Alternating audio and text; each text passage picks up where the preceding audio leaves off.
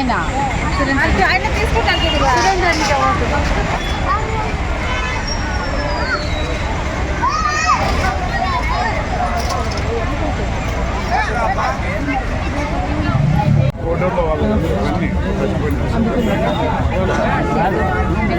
ఈరోజు కళ్యాణదుర్గంలో తెలుగుదేశం జనసేన కార్యకర్తలు ఉన్నారు, నాయకులు ఉన్నారు, ప్రజలు ఉన్నారు.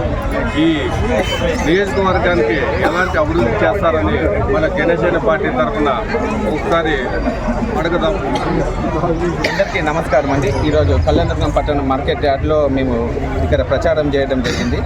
ఇక్కడ కాయగూరలు పండించే వాళ్ళు ఇక్కడ రైతులంతా అడుగుతున్నది ఏంటంటే, ఇక్కడ మేము పాంప్లెట్ ఇచ్చిన తర్వాత అమిలినేని సురేంద్ర బాబు అన్న గారు 114 చెరువులకు నీళ్లు అందించి ఇక్కడ మౌలిక వసతులు కల్పిస్తే చాలు, మేమంతా ఎప్పుడు ఈ ఎన్నికలు వస్తాయా, ఈ వైసీపీ ప్రభుత్వాన్ని గద్దెదించాలి అనే ఉద్దేశంతోనే ఎదురు చూస్తున్నారు ఇక్కడ ఉన్న ప్రజలు కూడా అని మాకు ఇప్పుడు అర్థమైంది. పాంప్లెట్ అంతా తీసుకొని సానుకూలంగా అంతా స్పందించారు. ఈ బీటీపీ ప్రాజెక్ట్ నుంచి 114 చెరువులకు నీళ్ళు ఒకటి అందిస్తే చాలని ఇక్కడ ఉన్న రైతులు ఎవరైతే ఉన్నారో వాళ్ళంతా కోరుకుంటున్నారు. ఇది ఖచ్చితంగా అన్న ఎమ్మెల్యే అయిన ఒక 2 years లోపలే ఇది ఫినిష్ చేస్తారని ఈ సందర్భంగా తెలియజేస్తున్నారు. ఇదే కళ్యాణ నియోజకవర్గంలో ఉమామహేశ్వర నాయుడు ఒకసారి టికెట్ ఇచ్చిన తర్వాత ఓడిపోయి టికెట్ రాలేదని చెప్పి వైసీపీకి వెళ్ళాడు. ఆ తరఫున ఉమామహేశ్వర నాయుడు ఓట్ బ్యాంక్ మనకి ఎలా వ్యతిరేకత ఉంటుంది, మనకి ఎలాంటి ఇబ్బందులు ఉంటాయి? ఇక్కడ ఏంటంటే ఏదైనా ఒక పార్టీ పరంగా పార్టీ లైన్లోనే గైడ్లైన్స్లోనే వెళ్ళాల్సి ఉంటుంది. వ్యక్తిగతంగా ఏదైనా ఉంటే వాళ్ళకి మేబీ ఒక 5 to 10 మెంబర్స్ లేదా వాళ్ళకి సపోర్ట్ చేసే వాళ్ళు ఉండవచ్చు. కానీ ఆయన వెళ్ళటం వల్ల ఎలాంటి ఇబ్బంది తెలుగుదేశం పార్టీకి కానీ జనసేన కానీ ఎలాంటి ఇబ్బంది ఉండదు. ఖచ్చితంగా 100% దాదాపు ఒక 50,000 మెజార్టీతో సురేంద్ర బాబు అన్న గారు గెలుపొందుతారంటే ఈ సందర్భంగా తెలియజేస్తారు. కళ్యాణదుర్గం నియోజకవర్గం అమరా రిపోర్టర్. మన అమ్మలేని సురేంద్రబాబు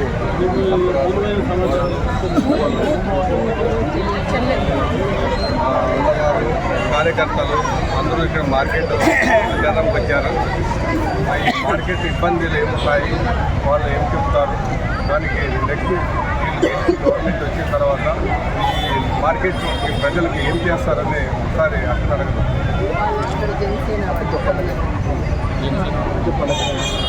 ఇప్పుడు మార్కెట్ ఇక్కడ ఉంది కదా, వీళ్ళు టాయిలెట్స్ కానీ ట్రాఫిక్ ప్రాబ్లమ్స్ కానీ డ్రింకింగ్ వాటర్ కానీ లేవట్టున్నారు కదా, దాన్ని మీరు ప్రత్యేకంగా ఏం చేయగలరు? అంటే ఈ మార్కెట్ యార్డ్ వచ్చిందే తెలుగుదేశం ప్రభుత్వంలో వచ్చిందని చెప్తున్నారు. ఇక్కడ గత ప్రభుత్వం అయితే ఏమి పట్టించుకున్నట్లు లేదు. ఇక్కడ పరిశుభ్రత కానీ బాత్రూములు కానీ వీళ్ళకి షెడ్లు కానీ ఎండలోనే అన్నీ అమ్ముకుంటున్నారు.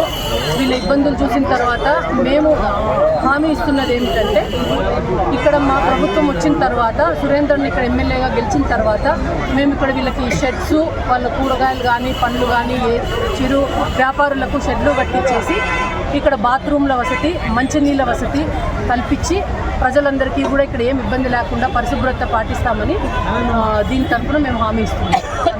ఇక్కడ మార్కెట్ తెచ్చిన చుట్టుపక్కల ఉన్న రైతులు కానీ కూరగాయలు తెచ్చిన తర్వాత వాళ్ళకి వెహికల్ పార్కింగ్ కానీ వాళ్ళకి ఏదైనా సౌకర్యాలు ఎలా చేస్తారు?